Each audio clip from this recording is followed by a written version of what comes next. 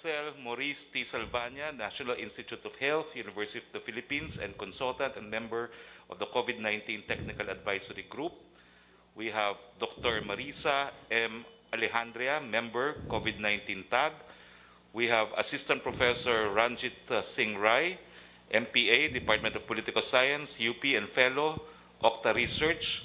We have Mayor Professor Fredo Justo Guido P. David, PhD, Institute of Mathematics, UP, and Fellow, Octa Research.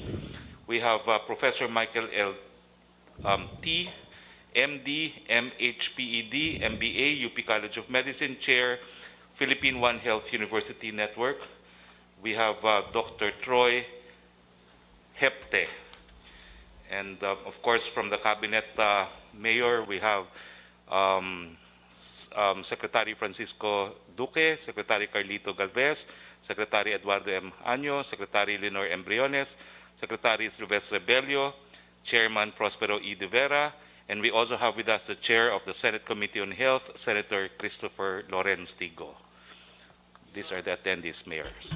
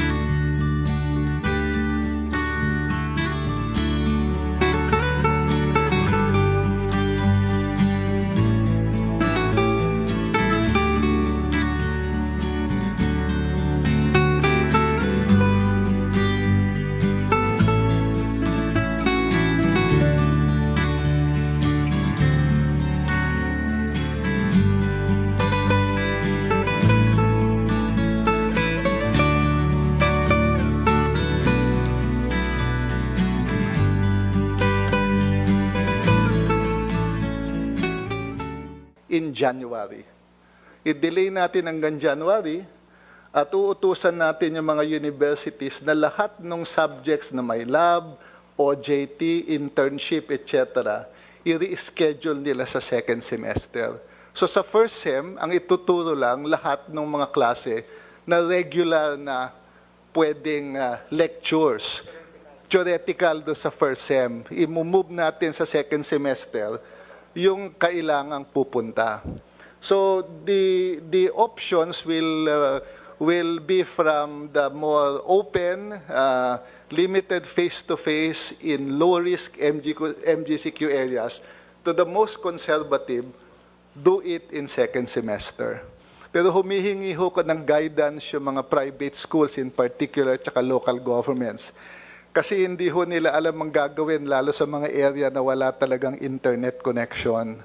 Meron na pong ilang eskwelahan na nagsabi sa CHED na magsasara sila dahil yung enrollment po ay talagang bumaba, natatakot ang mga magulang at estudyante, at meron na hong ilan na nag-report sa CHED. Ang problema ho, wala kaming policy sa pagsara kasi itong COVID hindi pa nangyari sa matagal na panahon, so we're only crafting it. So yun yung proposal, Mr. President, sa higher education. Thank you very much.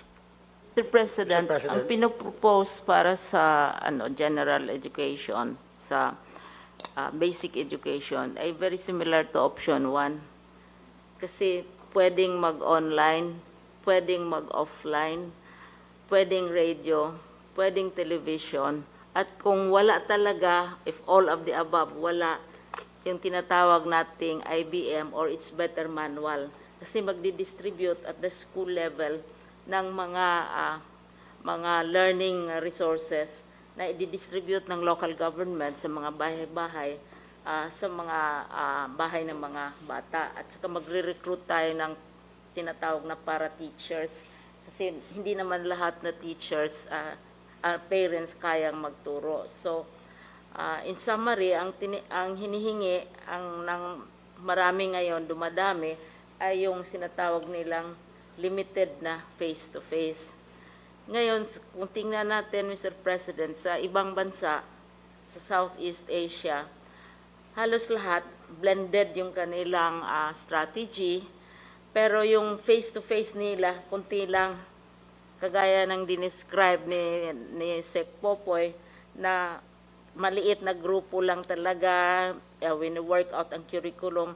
Ang curriculum namin, halimbawa, Mr. President, sa basic education, kailangan 15,000 ka competences. Hindi ka makagraduate kung hindi mo master yan. Pero ngayon, reduce natin to 5,000 lamang. At saka may, as early as this month, tinitrain na natin yung may mga school tayo para sa parents, may school para sa teachers, para makahanda sila kung anumang arrangement ang kalalabasan. May kuryente, walang kuryente, may libro, walang libro, may transistor, walang transistor, may cellphone, ay mag-a-adjust ang eskwelahan. Basta lamang makapagpatuloy ang pag-aaral ng mga bata. So, very similar sa option 1 ang iniisip ng DepEd. Now, going back to NCR and to Metro Manila, yung sinabi ko nga kanina, ang epekto talaga ng pagbulusok ng economy is sa enrollment. Dahil kung ang parents walang mga trabaho, yun naman ang asikasuhin nila, yun ang tinitingnan.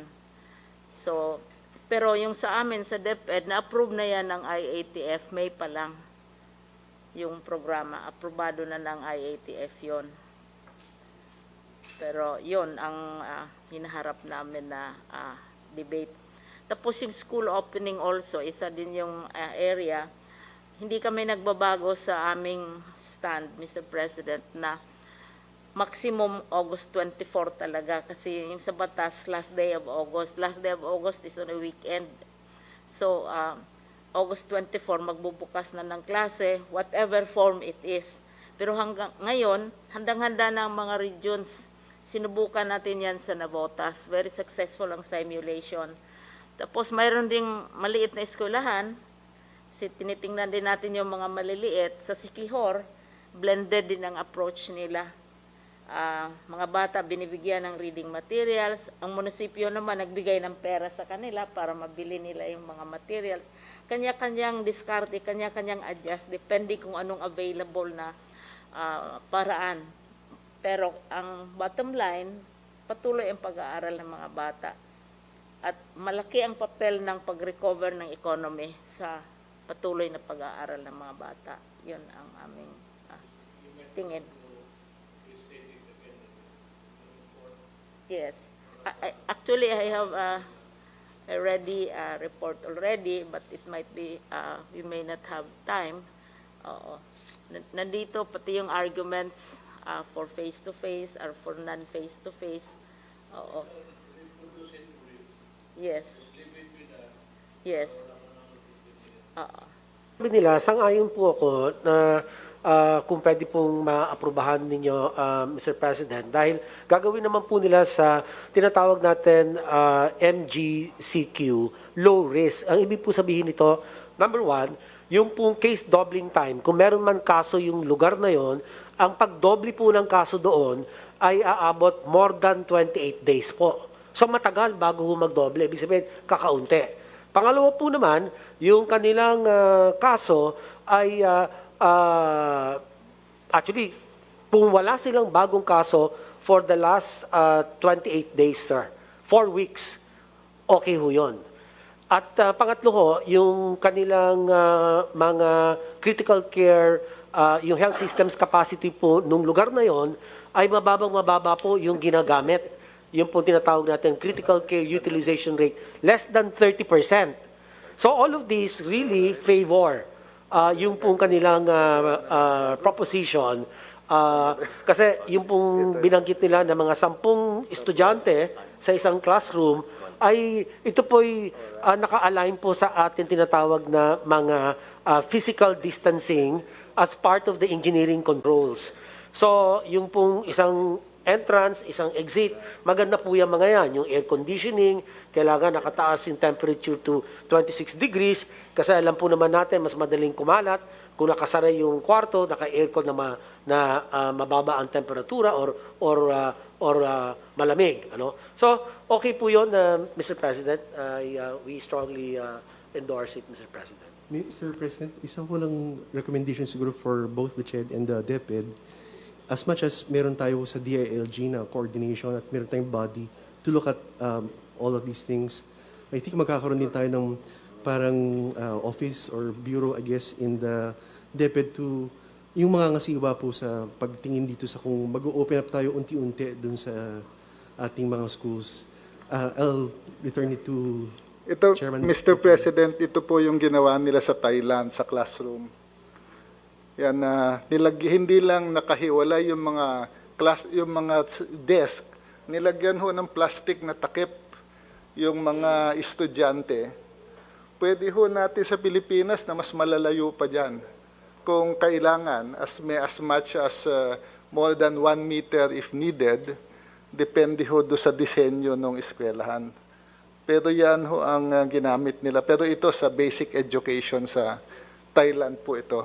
Ito yung and then Secretary Galvez has further recommendations on this. Sir. Actually, Mr. President, sa amin, ang nag-approve nitong mga pag-hold ng classes, whatever, in whatever form, ay ang regional director. Kaya may structure na kami, may existing structure na kami na ang opisina ng regional director, mayroong division superintendent, may supervisor. Alam ninyo yung sa panahon ng mother ninyo, ganun pa rin. So, alam nila kung ano ang sitwasyon at the school level. Kaya madaling makahanap ng solusyon. So, yung mga approval processes, mayroon ng structure for approval or for disapproval depending on the terms. Isang dagdag nga namin, Mr. President, sa amin sa basic education, kailangan mayroong water facilities, may tubig, kasi hindi naman lahat na lugar may tubig for the washing of hands. And mayroon na kaming existing standards, may guidelines na kaming nagawa, nandoon na, at saka pwede nang tingnan yung mga eskwelahan, kaya namang mai-inspect para mapabilis ang desisyon. Ang hinihintay lang namin yung affirmation ng policy na inapprove na dati ng IATF.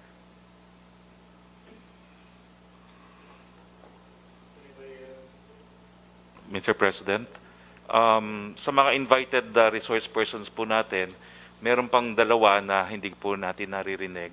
Si Dr. Marisa M. Alejandria at saka si Professor Michael Tipo, no? So, kung gusto po nilang magsalita,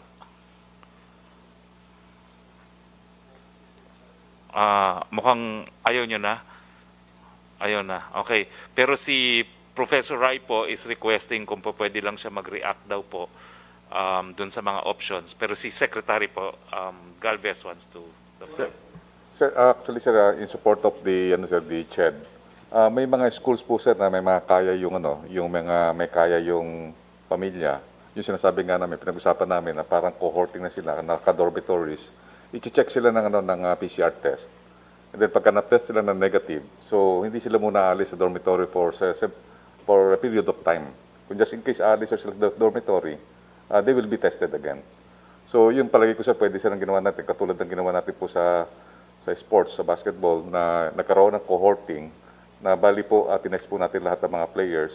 Ganun din ang pwede natin gawin po sa mga schools, mga private schools, na pwede pong, kung nakaano po sila sa dormitories, pwede po natin i-testing lahat po yung estudyante, and then they can stay there until such time that they finish there, no?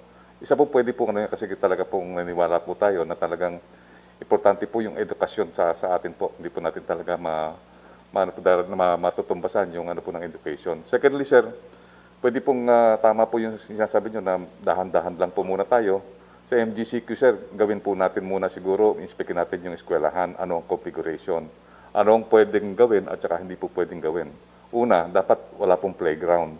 Kasi po pagka may playground, magkakaroon po ng tawag na close contact at saka meron po tayong tinatawag na possibility na magkaroon ng transmission because of mababiolate po yung social distancing.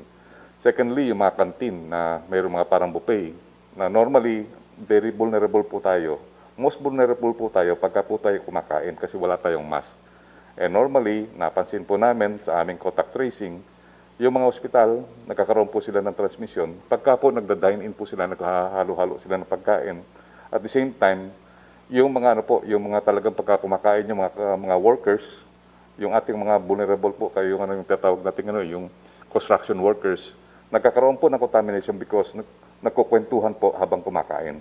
So yung laway po tumatalsik, doon po napupunta sa pagkain, saka nagaan po ng pagkain. So yun po nakita po namin na dapat, bago po tayo magbukas ng tinatawag natin na school, na limited contact po siya natin, kailangan makita po natin yung re-engineering, kailangan po makita po natin yung mga protections. Thirdly, kailangan po yung mga ibang mga dapat hindi gawin, at saka dapat gawin, at saka yung configurations po na one way in, at saka one way out din po na hindi sila magkakapasalubong parang ginagawa natin sa mall. Gagawin natin po dapat yun. And then titignan po tayo, magkaroon tayo ng isang model na school, inspekin po natin, and then lahat ng configuration, pwede po natin gawin po na ganon. So yun po ang recommendation ko po, Mr. President, na if we will really decide na magkaroon tayo ng, for example, 10 per classroom, tingnan po natin po yung mga tinatawag nating mga strategies natin na magkakaroon po natin, nakita natin na mga 96% walang transmission or even mga 100% na ma-ensure natin na magkakaroon po tayo ng redundant preventive measures para po hindi magkaroon po ng transmission. Yun lang po, Mr. President.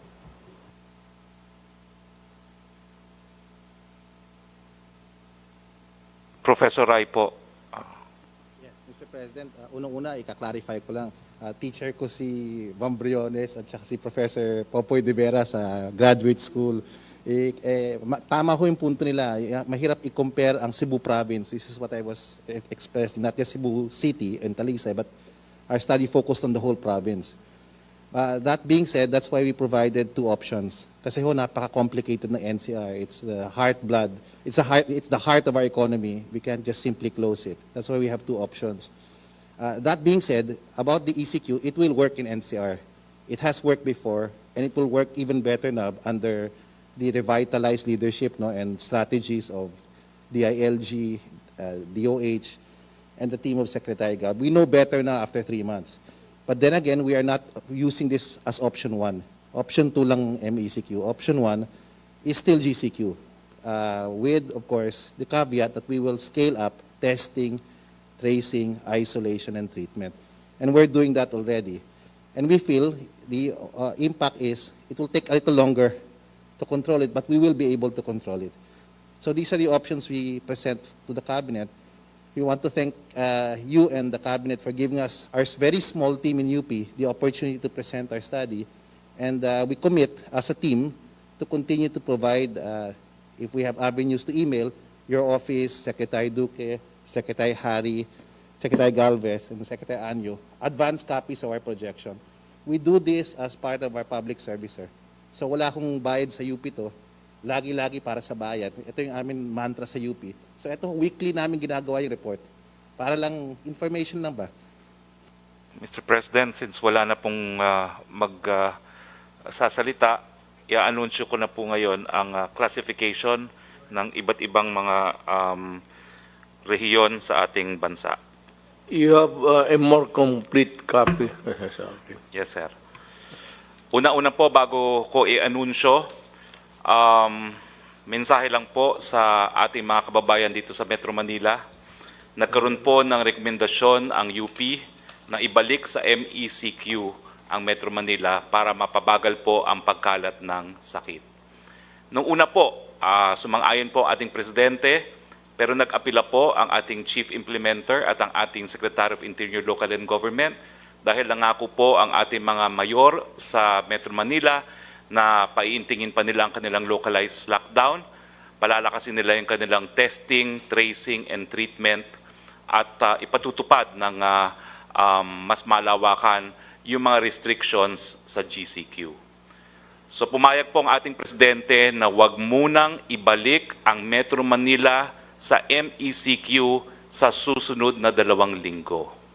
Pero malinaw po sa diskusyon na kapag hindi pa rin po napabagal ang pagkalat ng COVID sa Metro Manila, posible pong bumalik sa MECQ pagkatapos po nitong 2 linggo. So hinihimok po natin ang ating mga kababayan dito sa Metro Manila. Kinakailangan po ingat buhay para po sa ating hanap buhay. So mananatili po sa GCQ ang Metro Manila, pero ito po ay matapos ng napakahabang diskusyon kung saan binigyan po natin ng pagkakataon ng mga taga Metro Manila na patunayan na kaya po nilang ingatan ang buhay para sa kanilang hanap buhay. So ito po ang mga klasifikasyon. Iisa lang po ang nasa MECQ. Ibig sabihin po, bagamat bahagyang bukas, sarado pa rin po ang lugar na nasa MECQ except for yung mga indispensable industries. Ang labas po ay para labang sa mga necessities at para sa trabaho kung allowed na po yung industriya ninyo na magtrabaho. Bawal pa rin po ang public gathering, hanggang 5 lang po ang public gathering at kinakailangan manatili po sa kanilang mga bahay, maging homeliners. Ang kaisa-isang syudad po na mananatili sa MECQ ay ang syudad ng Cebu. Ang mga lugar ng mga sumusunod naman po ay mapapasailalim sa GCQ. Dito po, bagamat bukas na ang ating ekonomiya, kinakailangan ang mga kabataan, ang mga matatanda, ang merong comorbidities o yung mga misakit, manatili pa rin sa kanilang mga tahanan. Bukas po ang ating mga malls, bawal po magtambay dyan sa mga malls, at bagamat meron na pong dine-in, ngayon po 30%, may increase po yan pagdating ng 21 ng buwan na ito to 50%. Wala pa rin pong public gathering, hanggang 10 katao pa lang, bagamat pinayagan po ng IATF sa GCQ areas ang pagsamba hanggang 10%. Ito po ang mga areas na mapapasailalim sa General Community Quarantine, ang National Capital Region, ang Laguna, ang Cavite, ang Rizal, ang Lapu-Lapu City, ang Mandawi City, ang Ormoc City, ang Southern Leyte, ang Zamboanga City, ang Butuan City, ang Agusan del Norte, at ang Basilan. Ang mga lugar naman pong susunod na babasahin ko ay mapapasailalim sa Modified General Community Quarantine, medium risk. Ang ibig sabihin po, bagamat mas magiging bukas ang ekonomiya, kinakailangan po na ang mga lokal na pamahalaan magpatupad pa rin ng localized or granular lockdowns. Kinakailangan magkaroon sila ng zoning, kinakailangan magkaroon po ng strict enforcement ng mask, hugas ng kamay, at iwas or social distancing. At kinakailangan din po, bagamat dapat tanggapin ang lahat ng mga overseas Filipinos at ang ating mga LSI sa mga probinsya, kinakailangan i-quarantine po sila at bigyan ng PCR hanggat maaari. Ang mga lugar po na mapapasailalim sa Modified General Community Quarantine, medium risk, ay Sakar, ang probinsya ng Benguet at ang Baguio City.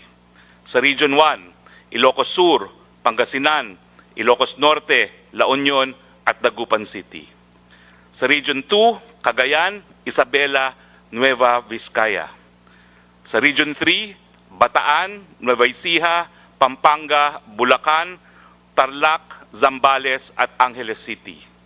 Sa Region 4A, Batangas, Quezon, Lucena City. Sa Region 4B, Oriental Mindoro, Occidental Mindoro, Puerto Princesa City. Sa Region 5, ang Albay, Masbate, Camarines Norte, Camarines Sur, Catanduanes, Sorsogon at Naga City. Sa Region 6, ang Iloilo, Negros Occidental, Capiz, Antique, Aklan, Guimaras, Iloilo City at Bacolod City.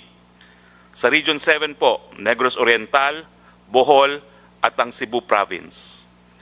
Ang Region 8, Western Samar, Leyte, Biliran, Tacloban City. Region 9, Zamboanga del Sur, Zamboanga Sibugay, Zamboanga del Norte. Sa ang Region 10, Misamis Occidental, Bukidnon, Lanao del Norte, Cagayan de Oro City, Iligan City. Ang Region 11, Davao Oriental, Davao del Norte, Davao del Sur, Davao de Oro at Davao City. Sa Region 12, Sultan Kudarat, Cotabato, South Cotabato, General Santos City. Sa Region 13, Agusan del Sur, Dinagat Island, Surigao del Norte, Surigao del Sur, at sa BARM po, Lanao del Sur at Maguindanao. Lahat po ng ibang lugar sa Pilipinas na hindi ko nabanggit ay nasa low-risk MGCQ. Pero bagamat low-risk MGCQ po yan, naka-quarantine pa rin po tayo, kinakailangan pagsusuot pa rin ng mask, paghuhugas ng kamay, at pag-observe ng social distancing. Kinakailangan ingatan pa rin po ang buhay para sa ating hanap buhay. Nakaligtaan ko lang pong banggitin ng mga syudad ng Talisay, Minglanilla at Concepcion sa Cebu Province ay mapapasailalim din po sa General Community Quarantine. Nagpapaalala po tayo na gaya po ng sinabi ng UP ni Professor Ranjit Rai, bagamat meron po tayong mga forecast na hanggang 80,000 ang magkaka-COVID sa ating bansa itong buwan ng Hulyo, tama po na himukin natin ang isa't isa na sana gawin ang lahat ng hakbang para hindi po magkaroon ng katuparan ang 80,000 na COVID cases pagdating po ng July 31. Yun lang po. Maraming salamat, Mr. President, at sa lahat po ng miyembro ng ating gabinete na presente ngayon at sa ating mga dalubhasa na nagbigay po ng kanilang mga expert opinion. Magandang gabi po sa inyong lahat. To our guests and to everybody, maraming salamat sa inyong lahat.